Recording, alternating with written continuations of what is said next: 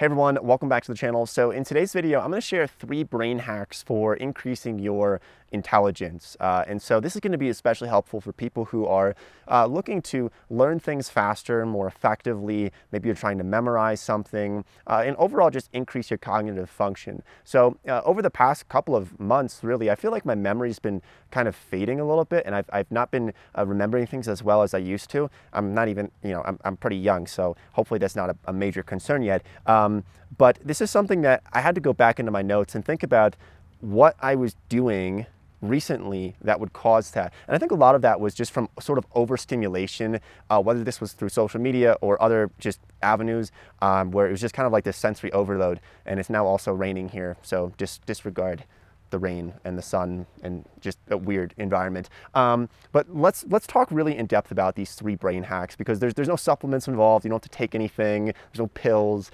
These are 3 things that you can do right now, today, after this video, that can overall increase your intelligence. So let's start off with the first one, which is known as the memory palace. So this is especially effective for people who are trying to remember something and memorize something. This could be trying to memorize all the parts of a cell for your biology test next week. Or this could be something like I use for me to memorize a 24-word seed phrase for like a crypto wallet. Right? Now, how would you go about memorizing 24 words in order? It just sounds like really difficult to do that. And staring at a piece of paper trying to do that would be really difficult to do.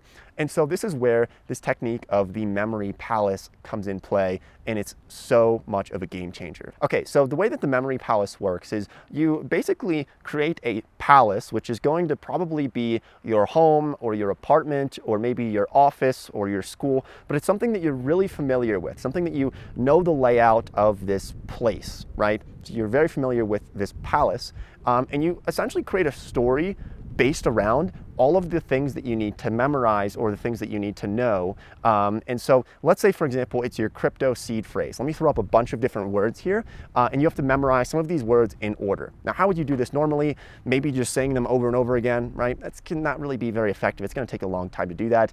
And even then, by tomorrow, you'll probably forget it. So the strategy that we use here is you create this memory palace. And so let's say that I'm going to use my parents' house where I grew up, because I know the layout of it. I know where all the couch is. I know the kitchen. I know where everything is there, right? And so you create a story based around it. So I walk in to my parents' house, I open the door, and immediately a monkey jumps on my head, right? It's ridiculous, right? But you create this story around it that sounds ridiculous, and this is how you remember it. You're going to see where we're going with this. It's all going to make sense. So a monkey jumps on my head. I take the monkey, I push it off of me, and the monkey turns around, it grabs a screwdriver, right? So there's the first 2 words right there. You can see where the story's going. It just sounds, well, no, you can't see where it's going, but it sounds ridiculous. So the monkey grabs a screwdriver, it's looking at me. I think it's gonna, try to hit me with the screwdriver. I'm getting kind of concerned. So I look over, and the first thing on my right is the window. And sitting on the window is a coconut, and next to it is an axe. And I realized, maybe the monkey might be hungry. And so I take the axe and I crack open the coconut. And what do you know? The monkey, he was just hangry and he just wanted some food, and he's really happy now. So there we go. I just memorized those 4 words right there because of this crazy story. And so you start to just work your way around the house, and as you go, each item, right? So then after the window, maybe it's the kitchen. And so you go, you get a glass of water. As you're drinking the water, you look out the kitchen window and you see a man in a stroller, right?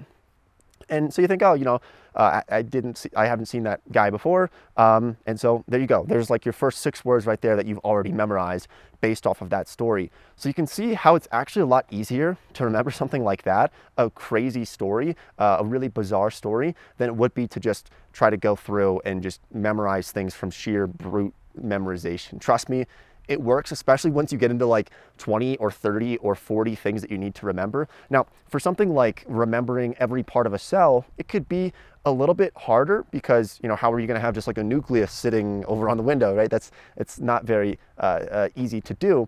but you can still do it. For example, you go into the kitchen and there's the oven, and that's the mitochondria, right? And it's like the powerhouse, right? So these things that you can kind of just relate to each item in your house, it's really effective as the memory palace. Now, the one tip that I will give you for this is to make sure that you're going around your house or your palace in sort of like a circular fashion, either clockwise or counterclockwise, but don't zigzag throughout it. So I'm not going to walk in the door and immediately go over like across the house and then zigzag back and forth, because then you're going to get all mixed up and you're not going to know what's going on and you're not going to remember it as easily. You want to make this simpler, not more complex. All right, so there are 2 more brain hacks that I want to share with you, but first let's get into the sponsor for today's video, which is Sweater.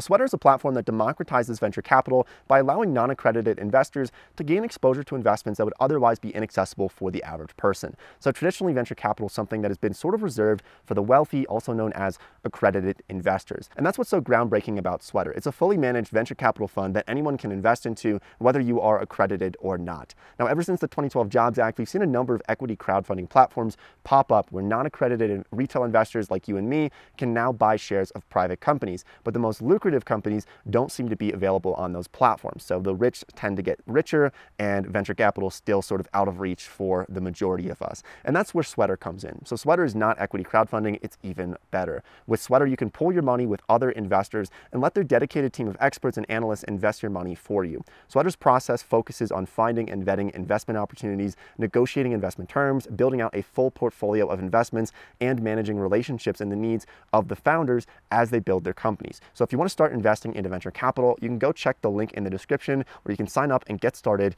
with Sweater. Let's continue on with the 2 other brain hacks.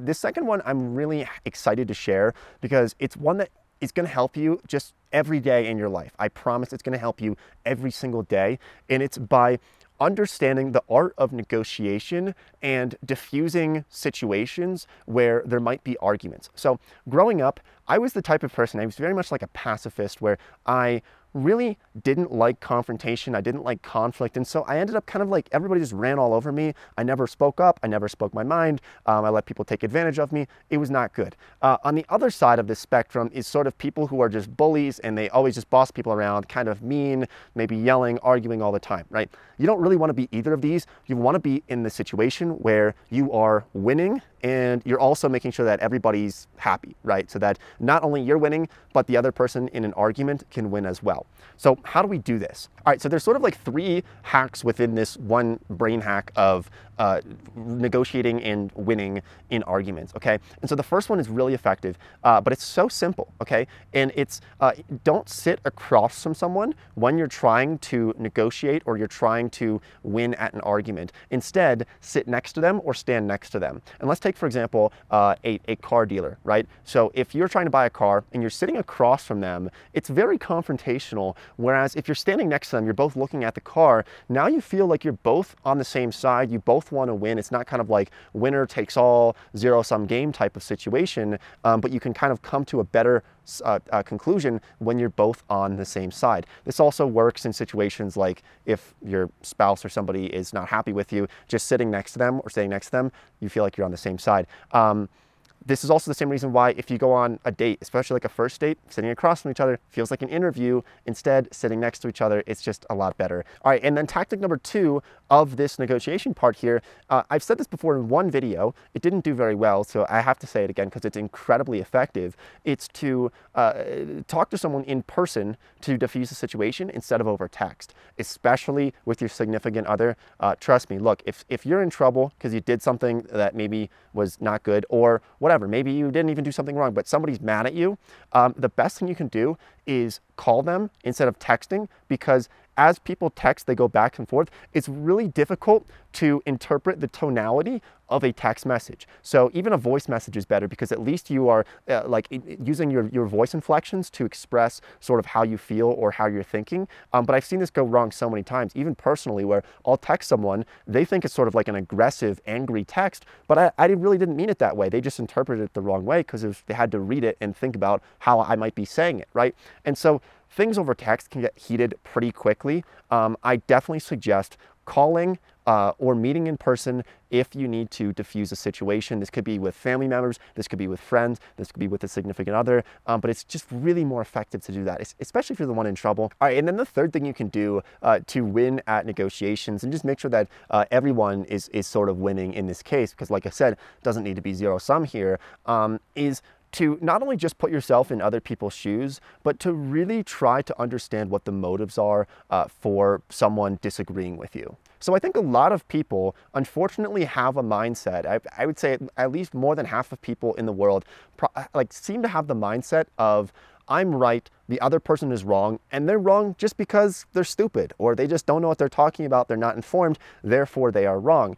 Instead of doing that, you have to look at situations, and then you can start to not only just put yourself in other people's shoes, but really start to understand like what is motivating this person. So I'll give you one example here. I was with my friend and we were in a conference room. It was closed. We probably weren't supposed to be there, but you know, we kind of just looked around, didn't feel like we were really hurting anyone. So we decided to stay a little bit longer. Then came a security guard. And the security guard said, hey guys, you know, I have to kick you out because we closed. And so, you know, I was getting ready to leave, but my friend sort of did this reverse engineering in his brain quickly, and he's really, really intelligent for this. He explained it to me afterwards. But what he did is he immediately thought, okay, why does the security guard need to kick us out? And started kind of like asking himself questions. Why does the security guard need to kick us out? Well, probably because, well, one, yes, obviously they closed, but probably more importantly, probably because they want to keep their job and they don't want to get fired. And so he was able to then identify what the pain points were for the security guard and then talk to the security guard, smooth things over, and the security guard ended up letting us stay for a while longer because he was able to smooth those things over and explain, hey, you know, we're being really polite if we're, you know, if like we're not being loud. And it was just like this magic that he worked. It was so fascinating. And the way he explained to me afterwards was he just looked at what were the pain points of the security guard, how do we smooth those things over and reassure them that everything's going to be okay. And it was. Nothing happened. Everything worked out and everybody was happy. Everybody won. So let's get into the third brain hack, and it's actually so simple. I thought about really like explaining this a lot and extrapolating it and trying to like come up with some like really technology like oriented thing. But honestly, this brain hack is so simple, and it's by understanding that the best way to learn something is to teach.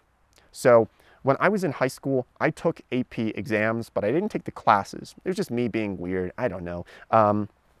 But in order to take these exams, like you have to study, right? And so how did I go about studying? I would create YouTube channels and teach every single thing that I needed to know for that exam. And it was the absolute best way to learn something. It really was. And people ask me as well, you know, like when I started my YouTube channel, I was 18. I was a freshman in college.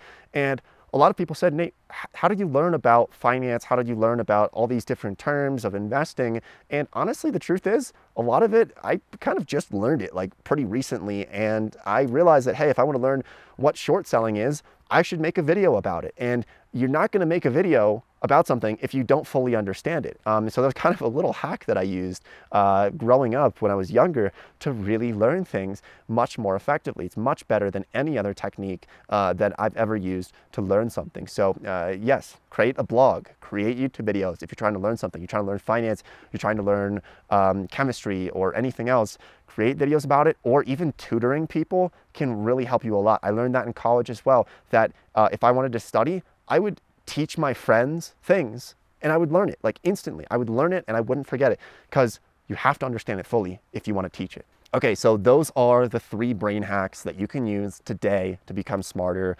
Like I said, they don't require any supplements. I don't know, there's so many weird supplements out there that people use to like brain pills and stuff. I don't trust any of that. So yeah, thanks for watching the video. Hope you found some value in it, and I'll see everybody in next week's video.